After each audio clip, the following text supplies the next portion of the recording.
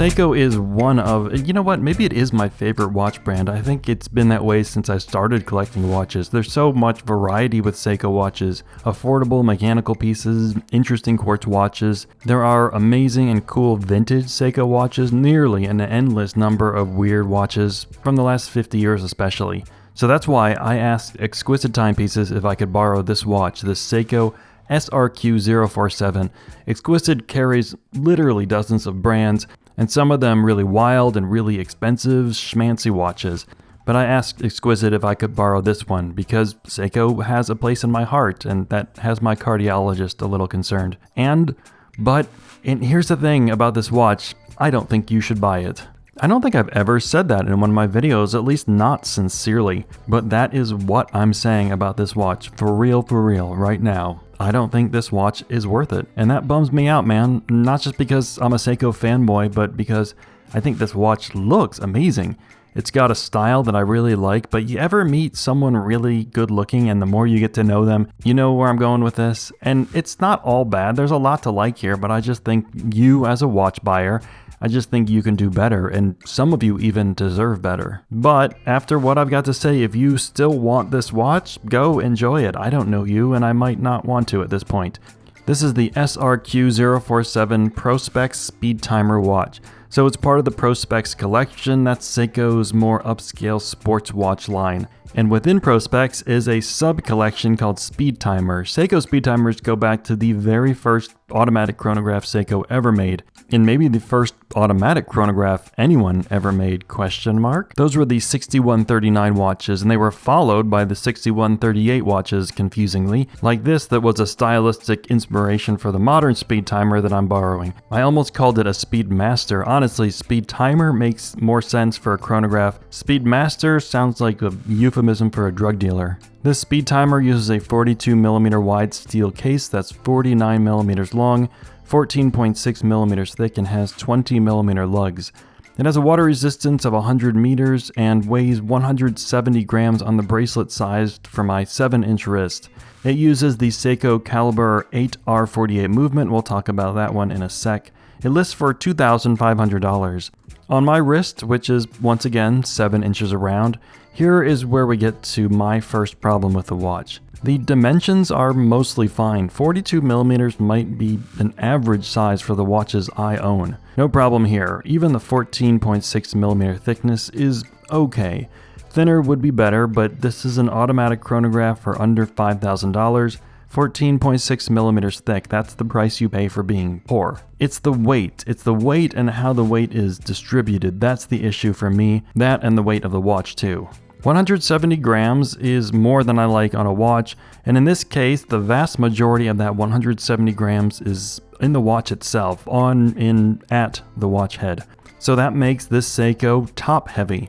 When I wear it, it feels like it wants to flip over or pull down. It's just not comfortable for me. And there are plenty of watches with this weight, and even this weight distribution, that are more manageable for me at least. And often the way it's made more manageable is with a good bracelet that has a good adjustment system, but that doesn't exist here. There is no adjustment system on this bracelet, no sliding, no popping, no locking, no popping and locking. Once you've sized the bracelet for your wrist, that's it. You've got no more room to play. And when you do get the bracelet size for your wrist, you do not want to change it. This bracelet uses finicky pins and collars, and I had the worst time with them.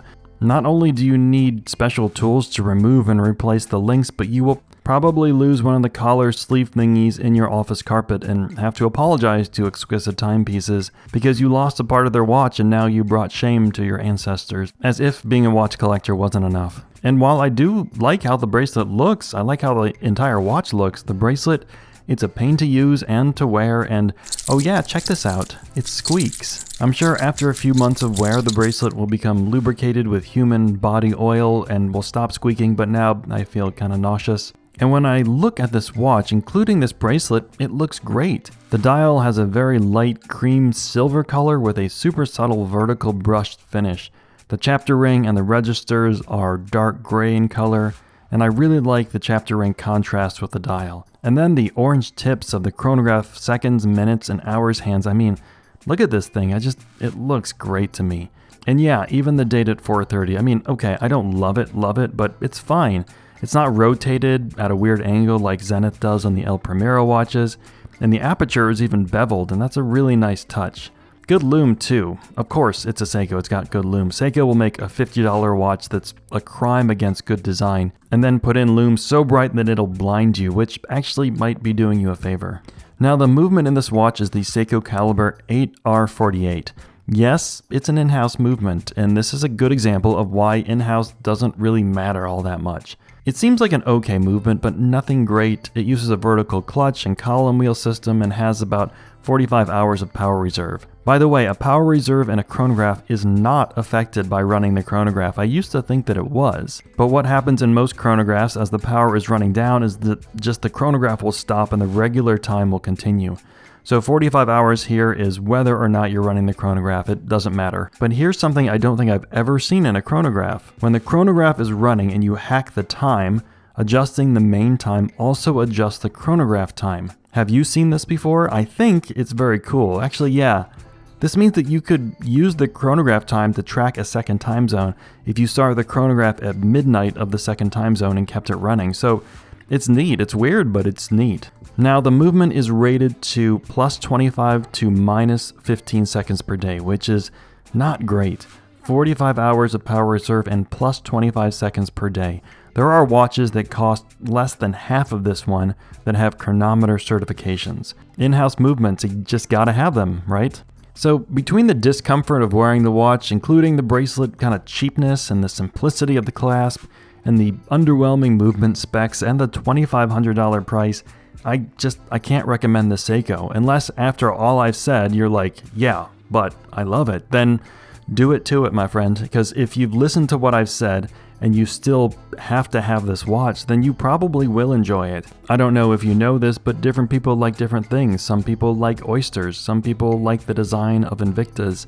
And some people might enjoy wearing this watch, but I, for the most part, did not. And you know what? That's fine.